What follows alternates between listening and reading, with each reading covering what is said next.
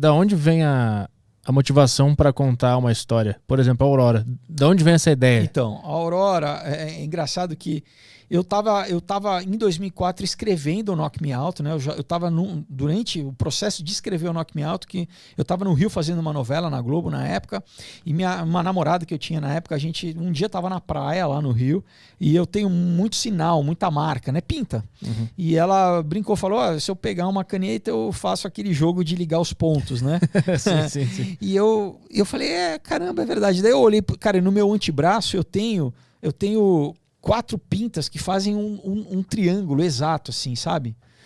E eu falei, cara, que engraçado, né? Porque faz um desenho perfeito, parecia como se fosse uma tatuagem, mas não é, né?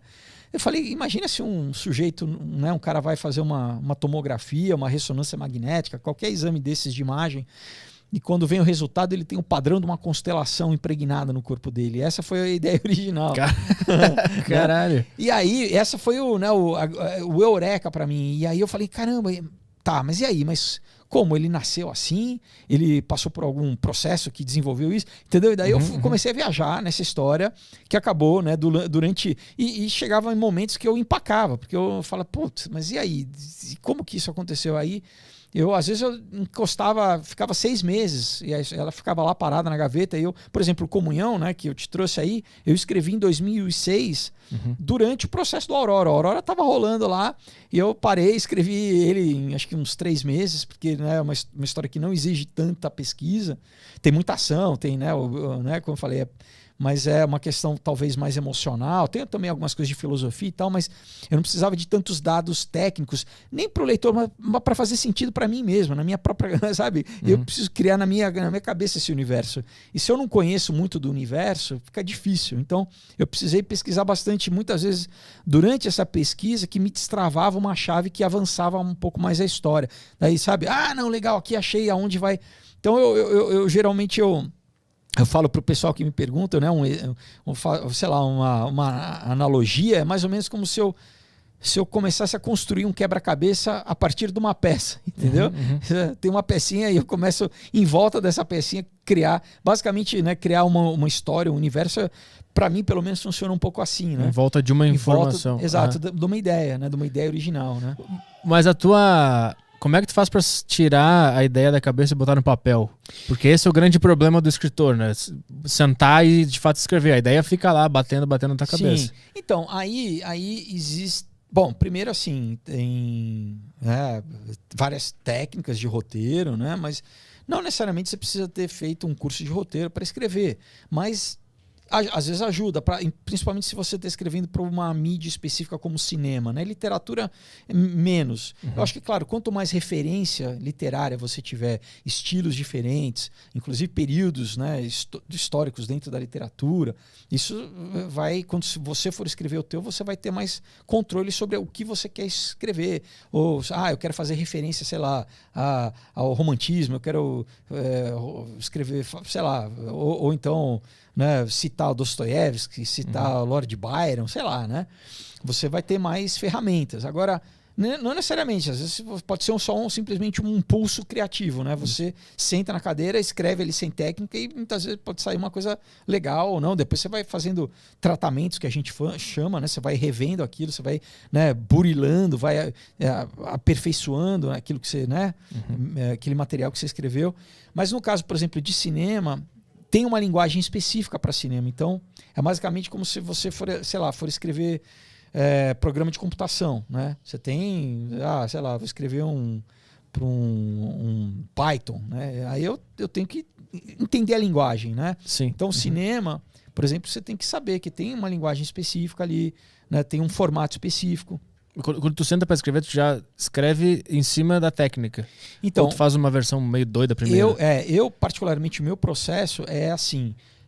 Primeiro essas ideias, uma ideia que me pega e eu geralmente anoto, e pode vir de qualquer lugar, pode vir de sonho, pode vir de sei lá, tá sentado no carro e ver alguma coisa acontecendo na rua, pode ser de uma notícia, pode ser... A minha ideia vem de todo lugar, né? O importante é quando vem, né, dá esse clique, acende a lampadinha, é anotar e registrar, porque também você esquece. Da mesma forma que às vezes vem uma sensação, às vezes a ideia vem já inclusive com uma sensação, você fala, né? E se você não tenta destrinchar isso, botar no papel, essa sensação, muitas vezes ela vai embora. Você fala, cara, como que era mesmo? Putz, era tão claro para mim, né? Mais ou menos como o sonho, né? Quando a gente, às vezes, você, né, acorda e o sonho está muito fresco na tua cabeça, você, né, você sente, sei lá, né, parece que você, sei lá, se eu estava comendo alguma coisa, parece que você sente o gosto, enfim, né? Tá muito... E depois tá vivo, né? Tá vivo. E depois vai meio que você vai perdendo, você vai esquecendo, né? A ideia criativa funciona da mesma forma. Sim, para mim pelo menos funciona, né? Então, dessa ideia, o que eu faço? Né? E como eu falo, muitas vezes essas ideias competem, porque para virar um produto, no caso, como um quadrinho ou como qualquer coisa, cara, é muito trabalho. Né? Então, a ideia realmente precisa meio que te perseguir, no sentido para você materializar ela, entendeu? Ela não apaga na tua cabeça nunca. Exato. Vai tomar banho, ela tá lá. Exato. Vai então, jantar, ela tá... mais ou menos te vencer pelo cansaço. Até você fala, não, cara, eu vou escrever, porque isso aqui eu preciso escrever, entendeu? Mas o processo, tu tava na praia, aí tu teve essa ideia lá na praia. Tu não pode escrever ela lá porque tu tá na praia, né? Não, mas ela ficou comigo. E ela já ficou... E aí a tua cabeça... Tem uma coisa muito interessante, cara, que no inconsciente, né? E isso quando você está muito imerso. Então, né, deixa eu só dar uma... Então, ela volta e meia, ela voltava para mim, entendeu? Volta e meia, e aí eu começava... E cada vez mais ela ia, vamos dizer, se desdobrando. As coisas começavam a ficar mais interessantes. E eu mesmo começava a ficar meio curioso, entendeu? Tipo, tentando né, desfazer, sei lá, um enigma, entendeu? Uma charada ali. Você fica tentando resolver um problema, aquilo. Caramba, né? Por quê? Como? E até o que eu faço é isso. Eu sento para... Quando eu falo, não, então legal, vou trabalhar um pouco essa ideia. Eu tenho um caderno que não tem pauta e eu começo a escrever. Rabiscar sem nenhuma, vamos dizer, nenhuma restrição. Eu não julgo nada nesse momento, né? Que, né, o pessoal às vezes chama de brainstorming, né? Mas é literalmente isso. Eu vou anotando ali o que vem na telha, entendeu? Qualquer coisa, independente, eu não julgo nada. Porque muitas vezes esse material, depois eu revisito ele e ali tem coisas que às vezes, geralmente vai te ajudar. Tá tudo meio num estado meio bruto, entendeu? E, né, sem burilar nada, sem, né, tratamento nenhum ali, é bem, sei lá, um expurgar, né, aquele, tentar botar o máximo possível no papel. E aí, às vezes isso pode ser uma vez, uma sessão, às vezes podem ser várias. Por exemplo, do Aurora eu tenho, cara, um caderno que são páginas e páginas, entendeu? Que, de repente, numa dessas surge o nome de um personagem. Daí numa dessas surge um lugar onde que a pessoa mora. Daí numa dessas surge outra coisa, entendeu? Pontos da história meio que vão surgindo. Depois de um tempo que, né, é difícil determinar, quando você se sente e fala, não, legal, já tenho um material suficiente aqui. Pode ser que esse momento não chegue, pode ser que às vezes leve anos, por exemplo, já aconteceu de eu revisitar algum desses universos anos depois de eu já ter da ideia original e até ter botado alguma coisinha no papel a mais, entendeu? Além só de um que a gente chama storyline, né? De uma premissa básica pequenininha, né? Mas tá lá, entendeu? Tá lá. E aí, de repente, quando você fala, não, legal, chegou o momento, aí eu pego todo esse material e aí eu começo aí o que me ajuda muito isso que eu aprendi ao longo dos anos lendo livros sobre roteirização, né, a faculdade de cinema e tal, de como pegar esse material bruto que está desordenado e ordenar numa narrativa lógica, linear, né, sequencial. Não necessariamente que pode ter flashback, mas não estou falando que tem que ter assim, começo, meio e fim. Ela pode, né, ela pode ser fragmentada, mas ela já tem uma lógica interna, né? E aí eu vou pro computador e aí sim eu começo a escrever, né? Como primeiro, desculpa, antes disso eu faço uma coisa também que é de cinema, que a gente chama, ou em novela o pessoal faz também, que é o tal do esqueleto, que é basicamente você começa a fazer já cenas, tá? Então essas ideias você já começa a botar em pequenos, sem escrever diálogo, sem nada disso, só tentar botar em ordem. Como que essa ordem se daria, entendeu? Então tem várias técnicas, por exemplo, você pegar um monte de papelzinho, post-it, né, e ir escrevendo e colocando na parede, depois você vai rearranjando a ordem dessas cenas para ver qual que é a melhor sequência, mais interessante, né? E, enfim, daí depois que eu já fiz isso, né, já criei as cenas e tenho mais ou menos, né, um roteiro de cinema, em média, são 120 páginas, porque cada página equivale a 1 minuto, né? Então, o filme, em média, tem 2 horas, então, né, 120 páginas. E você também tem um número X de cenas, né? Uma média. Claro que às vezes tem filmes que tem mais cenas ou menos cenas, né? Mas você tem também... Então, às vezes, quando eu já olho, você já consegue ver que já tem uma historinha ali. Isso eu tô falando especificamente para cinema, tá? Porque, inclusive, muitas vezes quadrinhos você tem histórias mais curtas, mais próximo do que é o conto na literatura, né? Tem quadrinhos... Em média, o quadrinho são 64 páginas, o quadrinho americano, tá? Os quadrinhos europeus já variam. Daí você tem quadrinho de menos ou mais, né? Geralmente os meus são maiores porque exatamente eu adapto. Os meus têm todos mais de 100 páginas porque eu adapto de roteiro de cinema. Então, é literalmente como se você estivesse vendo um filme, lendo um filme, né? Um cara que comprou outro dia falou para mim que parecia um cinema gráfico.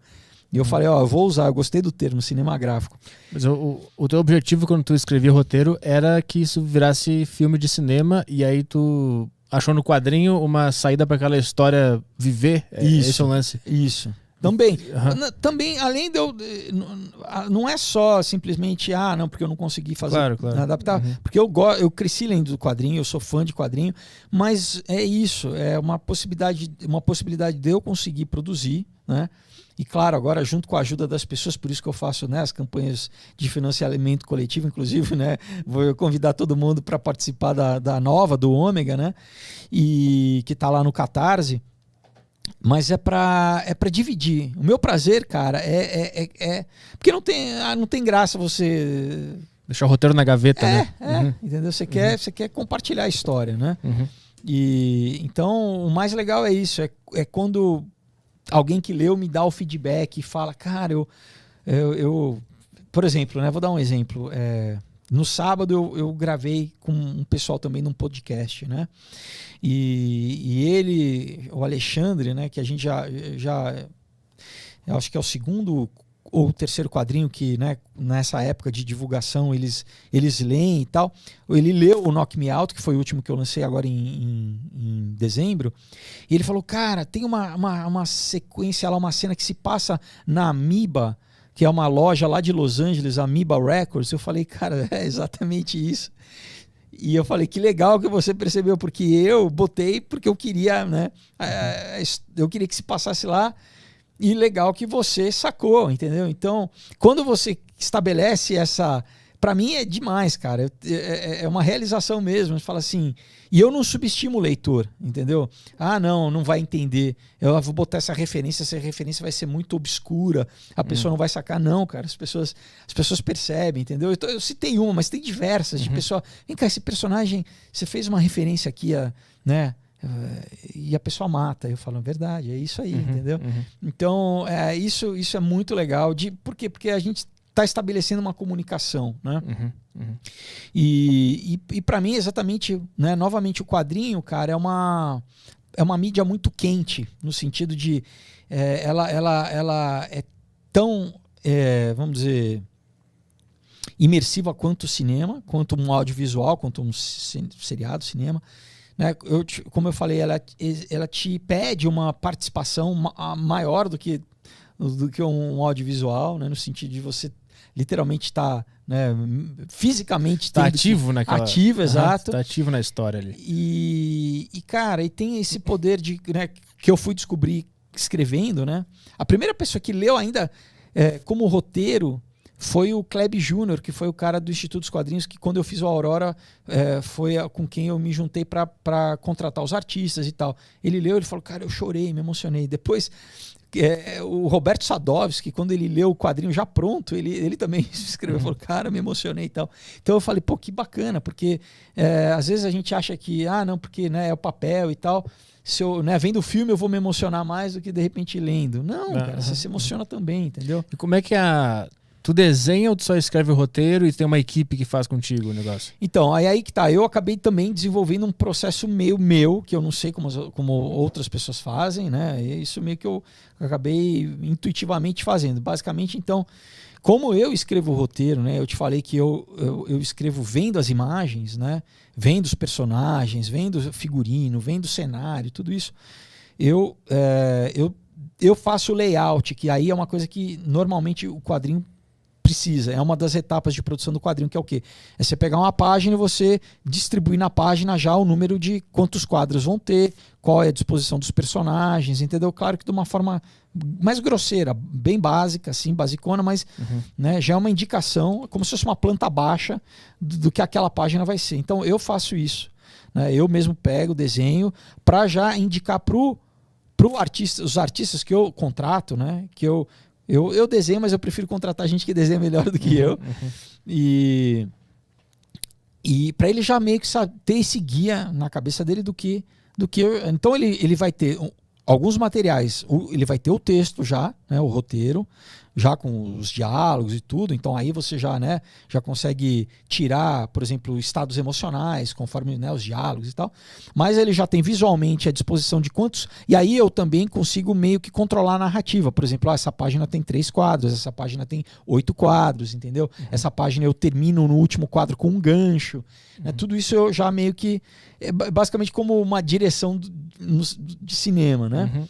E eu crio uma pasta de referências para ele, né? De referências visuais, porque muitas vezes pelo roteiro também não dá para você saber exatamente aquilo que eu quero. Não tem como eu pedir para ele, né? Olha, eu quero esse carro X. E eu escrevo assim, daí eu dou o modelo do carro para ele, eu dou né, o tipo do helicóptero, eu dou, né, que roupa que é dos personagens, tudo isso. Então vamos dizer, eu trago uma metodologia do cinema de direção de arte, né, de cenografia e tento aplicar nos quadrinhos. Então, por exemplo, o cenário, eu pego referência, olha, é isso que eu quero, entendeu? Entendi, claro que daí ele acrescenta todo o talento dele, né? Mas é porque, por exemplo, se você lê num roteiro, o cara é gordo, careca e de bigode. Cara, você pode desenhar milhões, né? E aí, mas se eu mostro uma foto do senhor Barriga... Eu tava pensando nele. Aí, se eu mostro, eu falo, olha, eu quero uma coisa semelhante, né?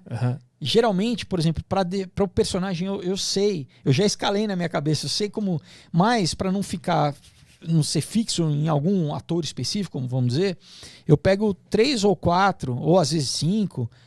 atores que têm aquele mesmo biotipo, um físico parecido, pro cara, olha, o cara é mais ou menos assim, entendeu? Então ele já sabe, não, esse personagem é mais ou menos assim, entendeu? Então eu faço isso com tudo, né? Como eu falei, com figurino, desde objeto, se o cara é um baú, né? É isso, cara, eu sou meio obsessivo nesse quesito, mas eu acho que isso acrescenta no universo, fica mais real, entendeu? Mais crível. Então,